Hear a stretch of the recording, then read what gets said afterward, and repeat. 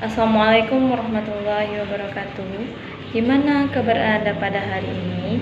Baik, sebelum kita memulai pembelajaran pada hari ini, kita berdoa terlebih dahulu menurut kepercayaan masing-masing.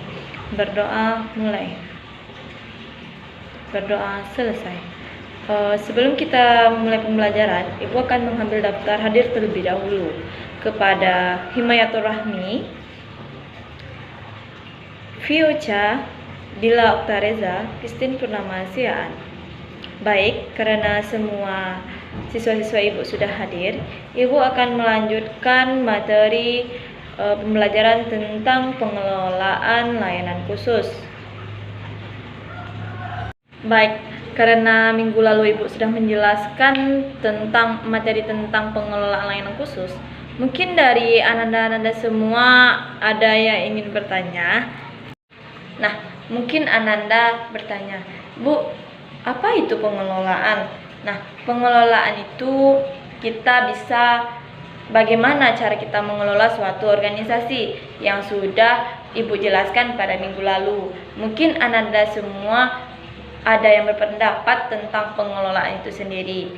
Nah, benar sekali yang dikatakan oleh teman kita bahwa pengelolaan itu suatu rangkaian kegiatan yang bertujuan untuk organisasi yang sudah ditetapkan.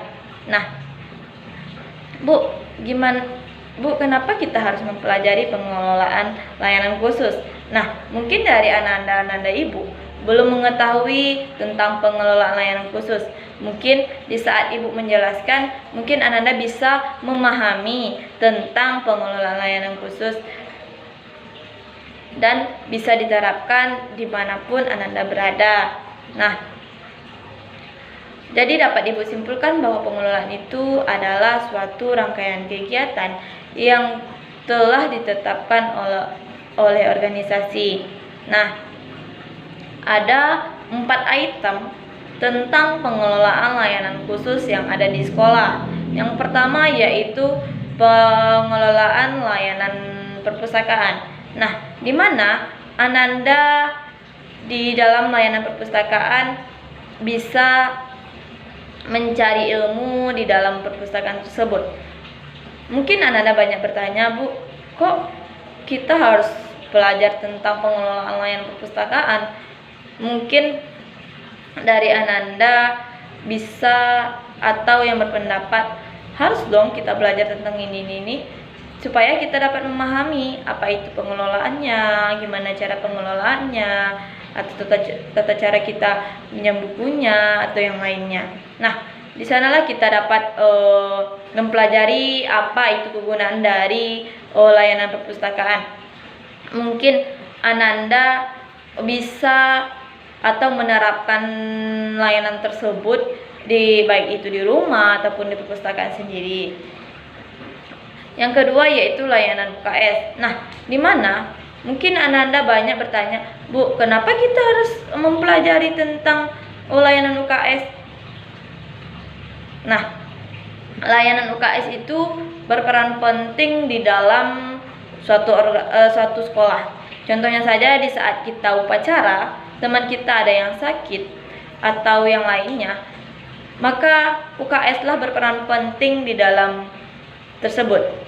Contohnya dalam acara-acara teman kalian sakit. Nah, UKS lah berperan penting. Jadi pengelolaan UKS itu sangatlah dibutuhkan dalam suatu organisasi atau dalam suatu sekolah. Nah, yang ketiga yaitu layanan laboratorium. Mungkin Ananda banyak mengetahui, Bu, kok kita harus mempelajari? Kan kita udah tahu itu labor itu gunanya ini. Nah, mungkin Ananda mengetahui saja, bukan bisa menerapkan apa sih kegunaan labor, tata cara kita di dalam labor, atau cara kita menghidupkan komputer atau yang lainnya. Kalian belajar atau bisa menerapkan apa yang Ibu sampaikan pada minggu yang lalu. Nah, di dalam laboratorium itu kita harus mengikuti aturan-aturan yang ada. Contohnya saja dalam segi menghidupkan komputer, menyusun sepatu, berbicara tidak boleh keras-keras, itulah aturan yang ada di dalam laboratorium. Atau melakukan analisis kimia, kalian harus berhati-hati dalam menggunakannya, dan mungkin yang lainnya. Nah, selanjutnya yaitu tentang layanan kafetariat. Nah, mungkin Ananda sudah tahu apa itu kafetariat, dan mungkin Ananda sudah mengetahui, oh kafetariat itu ya Bu, apa sih kegunaannya Bu, dan gimana cara kita untuk melakukan pengelolaannya Bu. Nah, di sini kafetariat itu sangatlah dibutuhkan oleh siswa ataupun dosen ataupun guru yang lainnya, di mana kafetariat ini sangatlah mendukung untuk siswa-siswa dalam menyelesaikan sesuatu. Contohnya saja dalam mungkin siswa tersebut lapar, siswa tersebut bisa melakukan pembelanjaan di kafetariat. Nah, di mana kafetariat ini sangatlah mendukung di saat kita belajar. Contohnya saja kita mau berangkat sekolah, kita harus isi perut terlebih dahulu supaya kita fokus terhadap pembelajaran pada hari ini. Nah, siswa-siswa ibu tersebut, kafetariat itu digunakan bukan untuk belanja saja, tapi bisa berbicara tentang tugas, bisa bicara membahas-bahas tugas tersebut, menyelesaikan tugas bersama-sama, maka siswa ibu bisa melakukan di kafetariat tersebut. Nah, selanjutnya yaitu layanan koperasi sekolah. Nah, di mana layanan koperasi sekolah tersebut berperan penting dalam sekolah. Contohnya saja, misalnya siswa ibu melakukan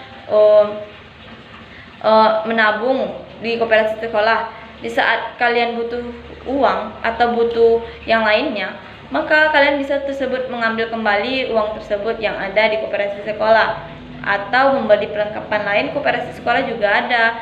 Nah, mungkin dari Ananda banyak bertanya, Bu, kenapa kita harus nabung di sekolah, kan di rumah kan bisa? Iya, tergantung kita. Mungkin dari Ananda takut nanti uangnya kehabisan, maka Ananda bisa menabung di sekolah gitu. Nah, jadi Ananda bisa menyimpan uang di rumah ataupun di sekolah. Jadi itulah pengelolaan layanan khusus yang ada di sekolah. Ada 4 item. Yang pertama yaitu layanan perpustakaan, yang kedua layanan UKS, yang ketiga yaitu layanan laboratorium, yang keempat yaitu layanan kafetariat sekolah, yang kelima yaitu layanan koperasi sekolah. Nah, mungkin Ananda bisa memahami atau menerapkan 5 item tersebut dalam pengelolaan kehidupan sehari-hari juga bisa, ataupun di sekolah. Nah, mungkin Ananda banyak bertanya, Bu, kok harus kita pelajari semua item tersebut? Jadi kita bisa dapat menyimpulkan bahwa teman kita kayak gini cara pengelolaannya. Jadi kita kayak gini pula pengelolaan kita. Jadi kita dapat membandingkan antara A dengan B. Jadi kalian dapat menyimpulkan, bahwa si A kayak gini, bahwa si B kayak gini. Jadi kalian bisa menilai teman kalian sendiri. Jadi yang mana yang baik itulah yang Ananda terapkan. Dimana yang Ananda terapkan dan bisa Ananda sebagai contoh untuk kedepannya dalam pengelolaan apapun, baik itu dalam pengelolaan diri sendiri ataupun pengelolaan dalam belajar. Nah, Ananda bisa memahami.